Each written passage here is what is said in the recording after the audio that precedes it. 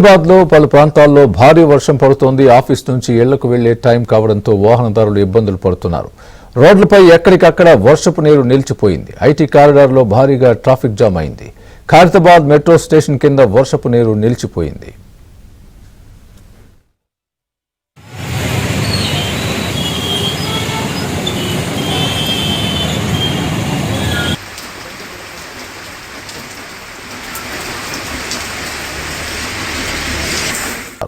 రోడ్లపై ఎక్కడికక్కడ వర్షపు నీరు నిలిచిపోయింది. ఐటీ కారిడార్ లో భారీగా ట్రాఫిక్ జామ్ అయింది.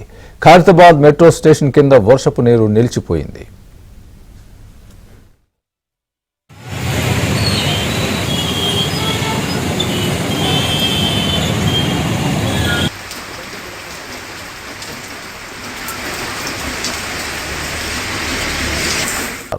రోడ్లపై ఎక్కడికక్కడ వర్షపు నీరు నిలిచిపోయింది. ఐటీ కారిడార్ లో భారీగా ట్రాఫిక్ జామ్ అయింది.